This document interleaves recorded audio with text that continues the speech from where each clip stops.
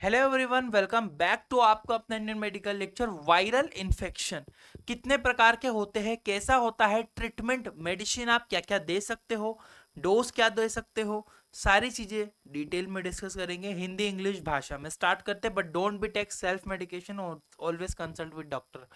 देखिएगा डेफिनेशन क्या होती है, वायरल इन्फेक्शन है क्या। A viral infection is a disease caused by the virus which are microscopic infectious agent। यानी कि वायरल संक्रमण एक बीमारी है जो कि वायरस के कारण होती है। वायरस बहुत ही सूक्ष्म माइक्रोस्कोपिक जीव होते हैं। इस तरह से आपको बहुत सारी कॉमन प्रॉब्लम्स करते हैं, सारी चीजें डिस्कस करेंगे हम लोग आगे। They enter human cell, use the host machinery to multiply and damage the cell। यानी कि जो शरीर की कोशिकाओं को प्रवेश करके उन्हें नुकसान पहुंचाते हैं और अपनी संख्या को बढ़ाते हैं, यानी कि पॉपुलेशन को कंटिन्यूसली इंक्रीज करते हैं, बॉडी में इंटर हो जाता है। आगे बढ़ता हूं, इसी में समझिए common type of viral infection कितने प्रकार के होते हैं। कॉमन इन्फेक्शन आपको वायरल के कौन कौन से इन्फेक्शन हो सकते हैं। कॉमन कोल्ड, सर्दी जुकाम, जैसे कि रीनो वायरस की वजह से हो सकता है, कोरोना वायरस की वजह से हो सकता है, आपको ये कोल्ड कफ में देखने को मिलेंगे। इन्फ्लुएंजा फ्लू का इन्फेक्शन भी होता है, इन्फ्लुएंजा वायरस ए भी होता है। चिकन पॉक्स या चेचक आपको हो सकता है जो कि वायरल इन्फेक्शन है। ठीक है, ये जो बेसिकली होता है वेर्सिला जोस्टर वायरस जो होता है उसके कारण चिकन पॉक्स होता है। हर्पिस का इन्फेक्शन हो सकता है, हर्पिस सिंप्लेक्स वायरस HSV का इन्फेक्शन जिसे कहते हैं। डेंगू हो सकता है, डेंगू वायरस की वजह से होता है मेनली। तो याद रखिएगा कॉमन जो है वायरल इन्फेक्शन के टाइप है। इसमें हेपेटाइटिस A B C 3 प्रकार के हेपेटाइटिस होते हैं, ये भी वायरल इन्फेक्शन है। HIV एड्स वगैरह ये भी वायरल इन्फेक्शन है। साथ में कोविड-19 कोरोना वायरस जो होता है ये भी अभी आपने देखा होगा, ये भी एक वायरल इन्फेक्शन है। देखते हैं सिम्टम्स आपको क्या देखने को मिलेंगे वायरल इन्फेक्शन होने पर। जैसे कि फीवर आना, बुखार पेशेंट को आती है, हेडेक पेशेंट का सर दर्द हो सकता है, कफ एंड सोर थ्रोट, खांसी और गले में खराश होना, मसल एचएस हो सकते हैं, फटीग और वीकनेस, थकावट और कमजोरी पेशेंट को लग सकती है। नेजल कंजेशन और रनी नोज मतलब नाक में रुकावट लगना या फिर नाक का बहना, ऐसी प्रॉब्लम हो सकती है। वोमिटिंग, डायरिया हो सकता है, उल्टी दस्त हो सकते हैं, स्किन रेशेस त्वचा में चकते बनना, जॉइंट पेन इन डेंगू या चिकनगुनिया, यानी कि चिकनगुनिया वगैरह ऐसी प्रॉब्लम में जॉइंट पेन, घुटनों में दर्द या फिर जोड़ों में दर्द, इस तरह की प्रॉब्लम देखने को पेशेंट में मिलती है। कुछ बेसिक सिम्टम्स है, माइंड में रखना है आपको। Medicine use in viral infection, कौन कौन सी दवाइयां, पहले चीज तो आप ये समझो antibiotic are not effective for the viral infection. अगर वायरल इन्फेक्शन हुआ है किसी व्यक्ति को तो एंटीबायोटिक दवाएं वायरल संक्रमण को असरदार नहीं होती है, वायरल संक्रमण को ठीक नहीं कर सकती है एंटीबायोटिक। ओनली एंटीवायरल और सिम्टोमेटिक ट्रीटमेंट इज यूज, यानी कि केवल एंटीवायरल तथा लक्षणों के आधार पर दवाइयां हम पेशेंट को देते। पेशेंट आया, सर दर्द है, बुखार है, सर्दी जुकाम है, तो आप क्या एंटीबायोटिक दे दोगे उससे ठीक हो जाएगा? नहीं होगा। अगर वायरल इन्फेक्शन है तो जो सिम्टम्स पेशेंट में दिख रहे, लक्षण दिख रहे, उसके अकॉर्डिंग टेबलेट ट्रीटमेंट आपको करना पड़ेगा। साथ ही में आपको पेशेंट को एंटीवायरल मेडिसिन भी प्रिस्क्राइब करना पड़ेगी। जैसे कि इसमें देखिएगा सिम्टोमेटिक फीवर में सबसे पहले पैरासीटामोल, सबको पता है, बेसिक समझते हो, आगे बढ़ेंगे। इसमें फीवर, हेडेक, बॉडी एचएस हो रहे अगर ऐसी प्रॉब्लम है तो एडल्ट्स के अंदर 500 से 1000 mg एवरीडे 6 से 8 घंटे में हो सकती है। मैक्सिमम 4 ग्राम पर डे से ज्यादा नहीं देना है।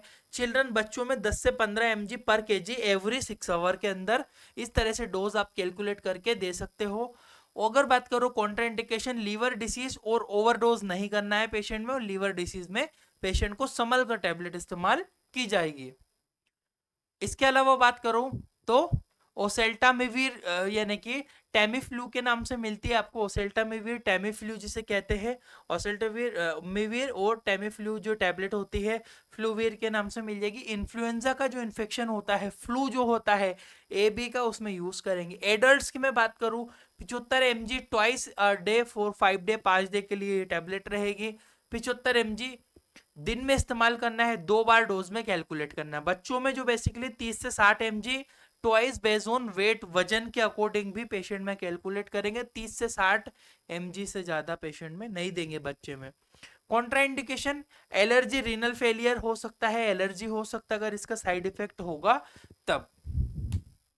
नेक्स्ट ऑप्शन है असाइक्लोविर। असाइक्लोविर काफी ज्यादा यूज होती है, फेमस टैबलेट है ये भी, हार्पिस या चिकन पॉक्स में, हार्पिस हो गया, चिकन पॉक्स हो गया, इनमें जो बेसिकली बात करूं तो एसाइक्लोविर की जो टैबलेट इस्तेमाल की जाएगी, एसाइक्लोविर 400 mg की टैबलेट है, यहाँ पर 400 mg 3 to 5 time per day, यानी कि डिपेंड ऑन केस, यानी कि पेशेंट पे भी डिपेंड करता है भैया कितना इन्फेक्शन है, कैसा है, वो चीजें डायग्नोस करने के बाद, आइडेंटिफाई करने के बाद डोज कैलकुलेट होंगे। वैसे 400 mg जो होता है दिन में 3 से 5 बार पेशेंट को दिया जाता है। कॉन्ट्राइंडिकेशन डिहाइड्रेशन, यदि पेशेंट को पानी की कमी है तब उसको नहीं देना है। किडनी इशू या किडनी में अगर कोई सीवियर प्रॉब्लम है उसको भी ये टैबलेट प्रिस्क्राइब नहीं होगी। आगे बढ़ता हूं, रेमडेसिवियर इंजेक्शन।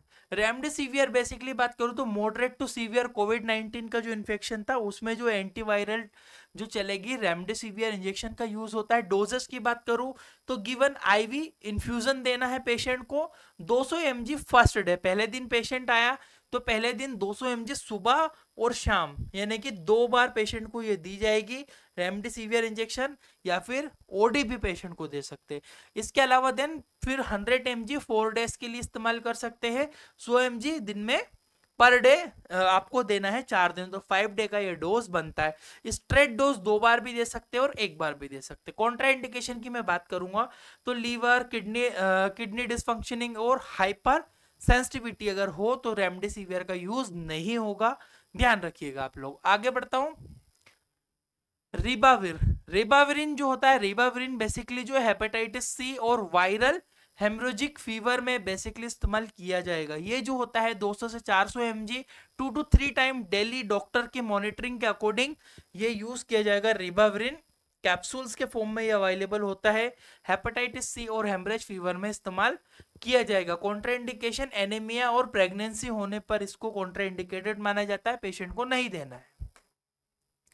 नेक्स्ट आता है सेट्राजिन। सबने पढ़ा है सेट्राजिन की जो टैबलेट है 10 mg की फिल्म कोटेड टैबलेट है ये सेट्राजिन डाइहाइड्रोक्लोराइड, ठीक है। रनी नोज, नाक का बहना, अगर वायरल इन्फेक्शन है तो रनी नोज होना, एलर्जी होना, स्नीजिंग आना, छींक आना, उसमें भी इस्तेमाल होगा। एडल्ट्स के अंदर 5 से 10 mg वंस डेली, यानी कि दिन में 1 बार पेशेंट को देना है, 5 से 10 mg तक दे सकते हो नीड के अकॉर्डिंग, जरूरत के हिसाब से। चिल्ड्रन, बच्चों में 2.5 से लेकर 5 mg सेट्राजिन की शीरप फॉर्म भी अवेलेबल होता है मार्केट में। कॉन्ट्राइंडिकेशन की बात करूं तो ग्लूकोमा होने पर या प्रेगनेंसी होने पर पेशेंट को नहीं प्रेस्क्राइब की जाती है cetirizine. Next, zinc plus vitamin C का भी इस्तेमाल किया जाता है to boost immunity and reduce the symptoms. अगर कमजोरी हो जाती है वायरल इन्फेक्शन में, कमजोर कमजोर महसूस करता है पेशेंट, उस कंडीशन में जो डोजेस बनेंगे 1 टैबलेट वंस और ट्वाइस डेली, यानी कि 1 टैबलेट या 2 टैबलेट दिन में पेशेंट ले सकता है विटामिन सी और जिंक की। हाई जिंक लेवल अगर किसी व्यक्ति को कॉन्ट्राइंडिकेटेड किसमें माना जाएगा, जिसमें जिंक का हाई लेवल हो गया या किडनी डिसीज अगर हो गई है तो। अब आगे बढ़ता हूं, इसमें मैं जनरल कॉन्ट्राइंडिकेशन वायरल इन्फेक्शन में बेसिकली क्या निषेध माना जाता है, not use antibiotic without bacterial confirmation, अगर बैक्टीरिया नहीं है एंटीबायोटिक नहीं देना है। NSDI like ibuprofen is in dengue, यानी कि डेंगू में आइबुप्रोफेन रक्तस्राव का खतरा बढ़ा देता है, तो आइबुप्रोफेन पेशेंट को प्रेस्क्राइब नहीं करना है डेंगू में, याद रखिएगा। स्टेरॉइड जो है अनलेस एडवाइस नहीं करना है, मतलब स्टेरॉइड बहुत नीड होने पर ही पेशेंट में यूज किया जाता है।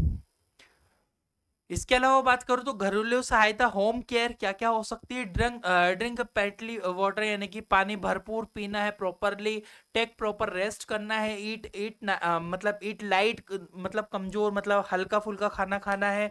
इसके अलावा use steam inhalation for nasal congestion, यानी कि नाक बंद है तो हमें भाप वगैरह लेने के ऑप्शंस बनते हैं। Use ORS if there is diarrhoea, ORS है तो डायरिया है तो ORS हम लोग इस्तेमाल कर सकते हैं। तो ये पूरा टॉपिक आपका कवर होता है, डिटेल से आपको पढ़ना है। Indian medical lecture app download करके पीडीएफ आप हमारी जो है खरीद सकते हो। 950 प्राइस है, बुक मिलेगी, 1 साल का पूरा कोर्स है, मेडिसिन डिसीज ट्रीटमेंट सब सिखाया जाएगा। व्हाट्सएप पे आप हाई भेजोगे, हम आपको कोर्स का लिंक भेज देंगे, या डायरेक्ट आप ये एप्लीकेशन डाउनलोड कर सकते हो, Indian medical lecture. Thank you for watching guys, you are Indian medical lecture.